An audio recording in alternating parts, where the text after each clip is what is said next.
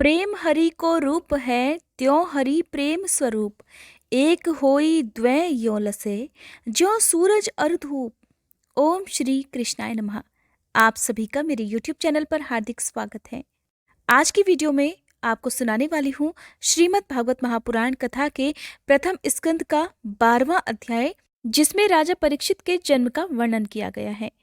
जैसा कि आप सभी जानते हैं कि महाराज शांतनु और गंगा जी के पुत्र का नाम था देवव्रत, जिन्होंने अटल प्रतिज्ञा की, जिसके कारण उनका नाम भीष्म पितामह पड़ गया।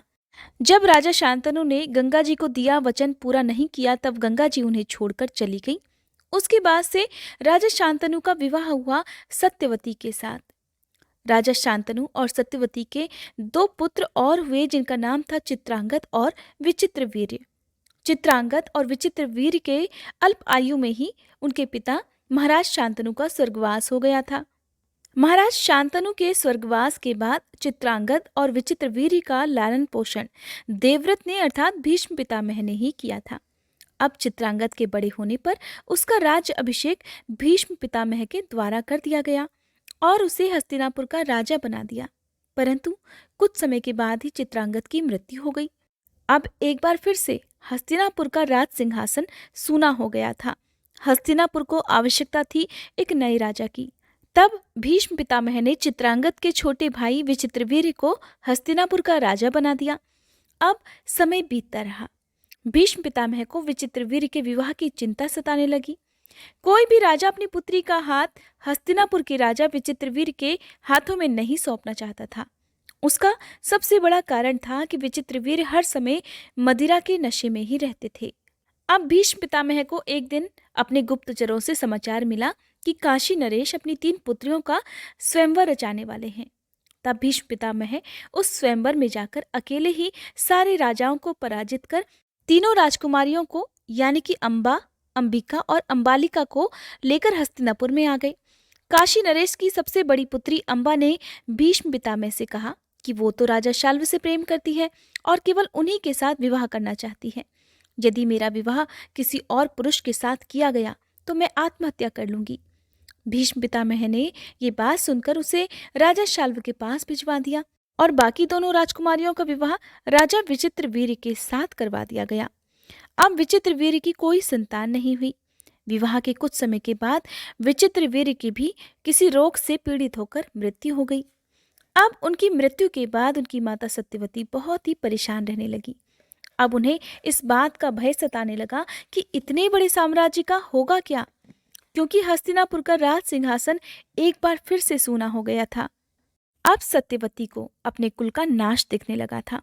फिर एक दिन सत्यवती ने भीष्म पितामह के पास जाकर कहा कि हे पुत्र, तुम विचित्रवीर्य की रानियों अंबिका और अंबालिका के साथ पुत्र उत्पन्न करो और इस कुल का नाश होने से बचा लो, इस कुल के वंश को आगे बढ़ाओ। परंतु भीष्म ने कहा कि हे माता, मुझे क्षमा कीजिए, मैं ऐसा नहीं कर सकता, क्योंकि मैंने आपके सामने ही आजीवन ब्रह्मचर्य की प्रतिज्ञा ली थी और जिसे मैं किसी भी कीमत पर भंग नहीं कर सकता। भीष्म पितामह से ऐसे वचन सुनकर माता सत्यवती को बहुत दुख हुआ और वो जानती थी कि किसी भी कीमत पर भीष्म अपनी प्रतिज्ञा को नहीं तोड़ सकते। तब अचानक उन्हें अपने सबसे पहले जन्मे पुत्र वेदव्यास की याद आई और उन्हें बुलावा भेज दिया। अपनी माता की आज्ञा पाकर वेदव्यास जी तुरंत ही हस्तिनापुर आ गए। सत्यवती ने उन्हें देखकर कहा कि हे पुत्र, तुम्हारे सभी भाई निसंतान ही स्वर्गवासी हो गए हैं, अतः वंश का नाश होने से बचाने के लिए मैं तुम्हें आज्ञा देती हूँ कि तुम उनकी पत्नियों से संतान उत्पन्न करो। अपनी माता की आज्ञा का पालन करते हुए वेदव्यास जी कहने लगे, हे माता, आप मुझे 1 वर्ष का समय दे दीजिए। लेकिन सत्यवती ने यह कहकर मना कर दिया कि पुत्र, मैं अब और इंतजार नहीं कर सकती। इस प्रकार अपनी माँ की आज्ञा मानकर वेदव्यास जी ने माता से कहा कि वे दोनों रानियों को एक एक कर उनके पास भेज दें और उन्हें देखकर जो जिस भी भाव में रहेगा उसको वैसा ही पुत्र प्राप्त हो जाएगा। सबसे पहले बड़ी रानी अंबिका कक्ष में गई, लेकिन व्यास जी के भयानक रूप को देखकर वो डर गई और डर के कारण उन्होंने अपनी आंखें बंद कर ली। और आप जानते हैं, इस प्रकार डर से आंखें बंद करने के कारण जो पुत्र उन्हें उत्पन्न हुआ वो जन्म से ही अंधा था। इसीलिए अंबिका के पुत्र का नाम धृतराष्ट्र पड़ गया। उसके बाद छोटी रानी अंबालिका कक्ष में गई। वो भी व्यास जी के भयानक रूप को देखकर डर गई थी। डर के कारण उसके शरीर से सारी ताकत निकल गई। डर के कारण अंबालिका का शरीर एकदम पीला पड़ गया था। इसके परिणाम स्वरूप उन्हें एक अल्पायु पुत्र की प्राप्ति हुई। इसलिए अंबालिका के पुत्र का नाम पांडु रखा गया। अब दोनों रानियों की बात तो मैंने आपको बता दी, लेकिन तीनों राजकुमारियों में से जिस राजकुमारी को यानी कि अंबा को भीष्म ने शाल्व देश के राजा से विवाह करने के लिए वापस भेज दिया था, उसे शाल्व देश के राजा ने स्वीकार नहीं किया। इस प्रकार वो वापस आ गई।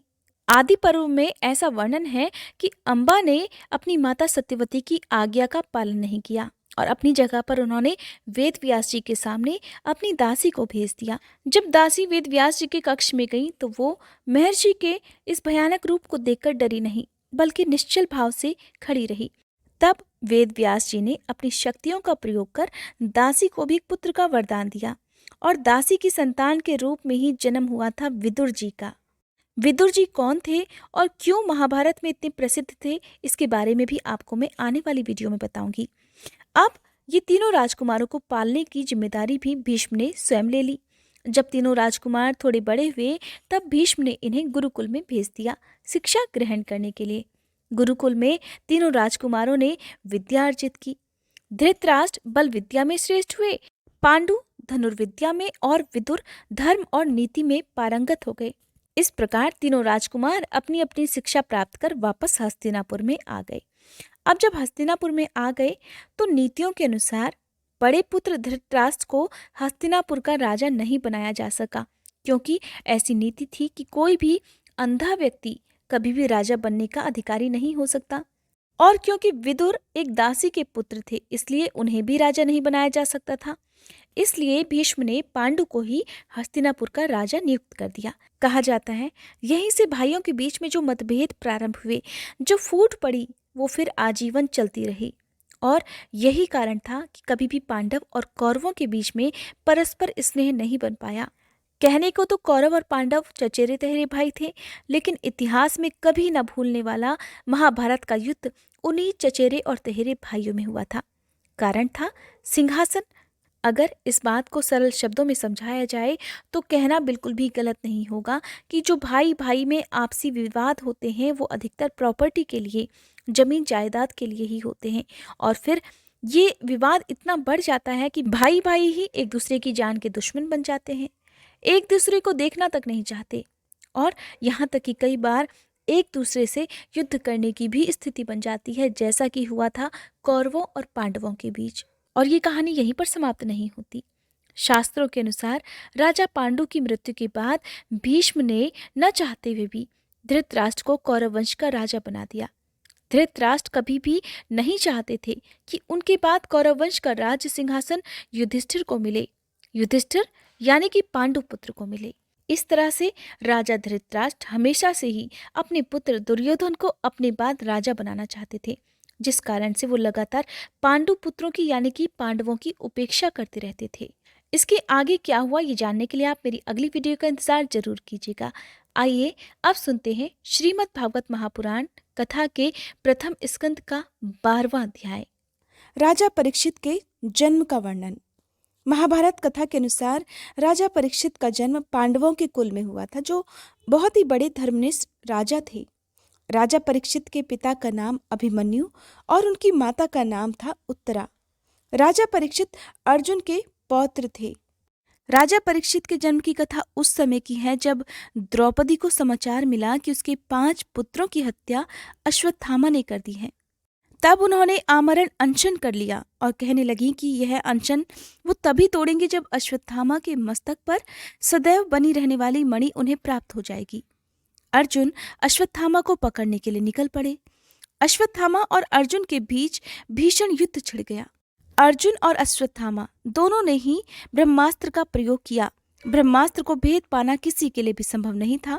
तब देवर्षि नारद और व्यास जी के कहने पर अर्जुन ने ब्रह्मास्त्र का उपसंहार कर दिया, किंतु अश्वत्थामा ने पांडवों को जड़ मूल से नष्ट करने के लिए अभिमन्यु की गर्भवती पत्नी उत्तरा पर उस ब्रह्मास्त्र का वार कर दिया। तब श्री कृष्ण ने कहा, उत्तरा को परीक्षित नामक बालक के जन्म का वरदान प्राप्त है, उसका पुत्र अवश्य ही जन्म लेगा। नीच अश्वत्थामा, यदि तेरे शस्त्र प्रयोग के कारण वह बालक मृत होगा तो भी मैं उसे जीवन दान दूंगा और वह इस धरती का सम्राट होगा, और तू इतने वधों का पाप ढोता हुआ 3,000 वर्षों तक निर्जन स्थानों में भटकेगा और तेरे शरीर से सदैव रक्त की दुर्गंध आती रहेगी। तू अनेक रोगों से पीड़ित रहेगा। कहा जाता है महाभारत काल का वह योद्धा आज भी भगवान श्री कृष्ण के इस शाप को भुगत रहा है। इस प्रकार व्यास जी ने भी श्री कृष्ण के वचनों का अनुमोदन किया। अर्जुन अश्वत्थामा को रस्सी से बांधकर द्रौपदी के पास ले आए। तब द्रौपदी ने दयालुता दिखाकर उसे छोड़ने के लिए कहा, किंतु श्री कृष्ण जानते थे कि क्या करना है और उनका इशारा पाकर अर्जुन ने अश्वत्थामा के सिर से मणि निकालकर द्रौपदी को दे दी। उत्तरा के गर्भ में बालक ब्रह्मास्त्र के तेज से दग्ध होने लगा। तब श्री कृष्ण ने सूक्ष्म रूप से उत्तरा के गर्भ में प्रवेश कर लिया। उनका वह ज्योतिर्मय सूक्ष्म शरीर अंगूठे के आकार जितना था। वे चारों भुजाओं में शंख, चक्र, गदा और पद्म धारण किए हुए थे। कानों में कुंडल और आंखें रक्त वर्ण थीं। अपने इस रूप में भगवान हाथ में जलती हुई गदा लेकर उसे गर्भ में स्थित बालक के चारों ओर घुमाते थे। जिस प्रकार सूर्यदेव अंधकार को हटा लेते हैं, उसी प्रकार वह गदा अश्वत्थामा के छोड़े हुए ब्रह्मास्त्र की अग्नि को शांत करती थी। गर्भ में स्थित वह बालक उस ज्योतिर्मयी शक्ति को अपने चारों ओर घूमते हुए देखता था। वह सोचने लगता कि यह कौन है और कहाँ से आया है। कहते हैं कि उस ज्योतिर्मयी शक्ति में बालक को भगवान कृष्ण के दर्शन हुआ करते थे। अब जब वो गर्भ से बाहर आया, जन्म लेने के पश्चात उसने बाहर भी उस छवि को ढूंढने का प्रयास किया। इस कारण उसे बहुत सारी परीक्षाएं भी देनी पड़ी। कहते हैं परीक्षाएं देने के कारण ही उस बालक का नाम परीक्षित पड़ गया।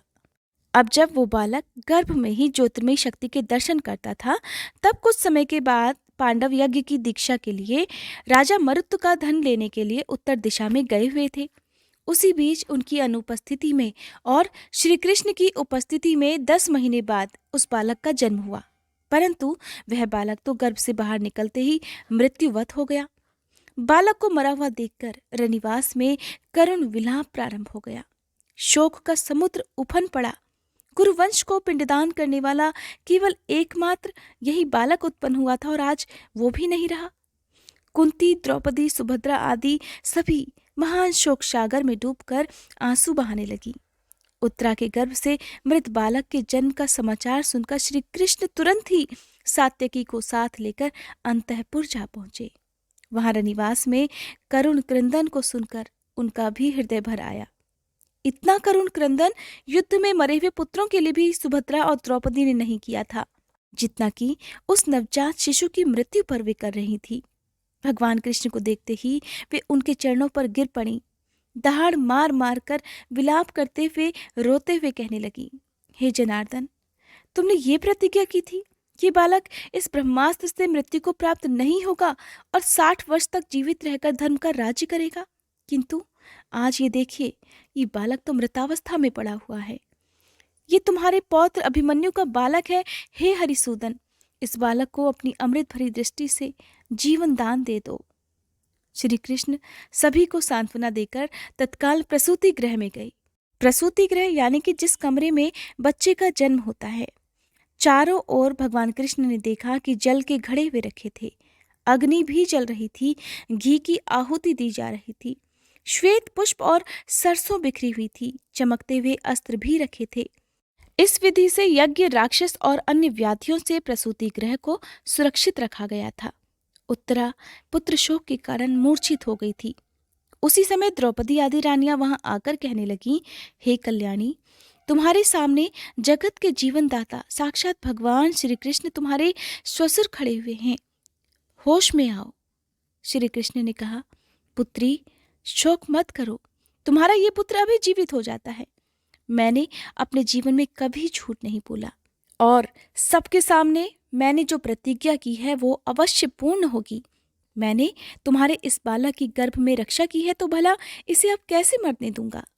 ऐसा कहकर श्री कृष्ण ने उस बालक पर अपनी अमृतमयी दृष्टि डाली और कहने लगे, यदि मैंने कभी झूठ नहीं बोला है, सदा ब्रह्मचर्य व्रत का नियम से पालन किया है, युद्ध में कभी पीठ नहीं दिखाई है, मैंने कभी भूल से भी अधर्म नहीं किया है, तो अभिमन्यु का ये मृत बालक अभी जीवित हो जाए। उनके ऐसा कहते ही वह बालक हाथ पैर हिलाते हुए रोने लगा। भगवान कृष्ण ने अपने सत्य और धर्म के बल से ब्रह्मास्त्र को पीछे लौटाकर ब्रह्मलोक में भेज दिया।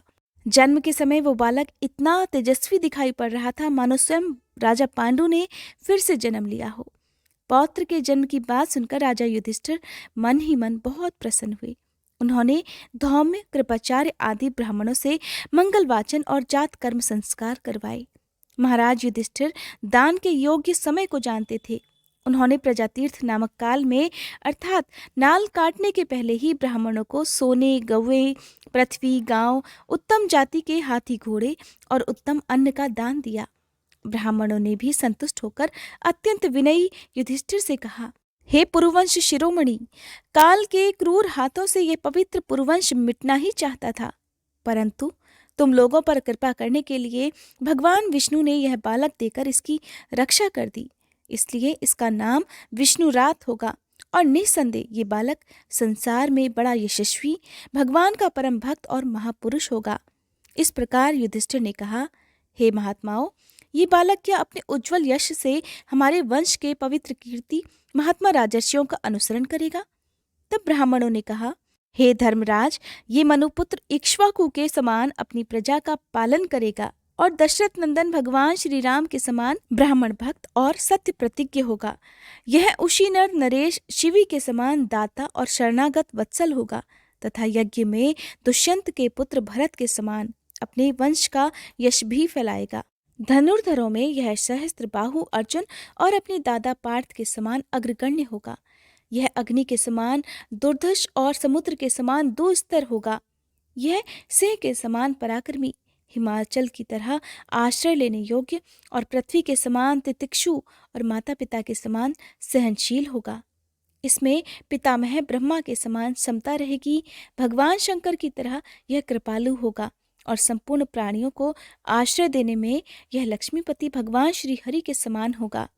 यह पृथ्वी माता और धर्म की रक्षा के लिए कलयुग का भी दमन करेगा। ब्राह्मण कुमार के शाप से तक्षक के द्वारा अपनी मृत्यु सुनकर यह सबकी आसक्ति छोड़ देगा और भगवान के चरणों की शरण लेगा। हे राजन, व्यास नंदन सुखदेव जी से यह आत्मा के यथार्थ स्वरूप का ज्ञान प्राप्त करेगा और अंत में गंगा तट पर अपने शरीर को त्याग कर निश्चय ही अभय पद प्राप्त करेगा। ज्योतिष शास्त्र के विशेषज्ञ ब्राह्मण राजा युधिष्ठिर को इस प्रकार बालक के उपलग्न का फल बताकर और भेंट पूजा लेकर अपने अपने घर चले गए। वहीं यह बालक संसार में परीक्षित के नाम से प्रसिद्ध हुआ, क्योंकि वह समर्थ बालक गर्भ में जिस दिव्य पुरुष का दर्शन पा चुका हो उसका स्मरण करता हुआ लोगों में उसी की परीक्षा करता रहता था कि देखें इनमें कौन सा है वह रूप जिसे मैंने अपनी माँ के गर्भ में ही दर्शन कर लिया था।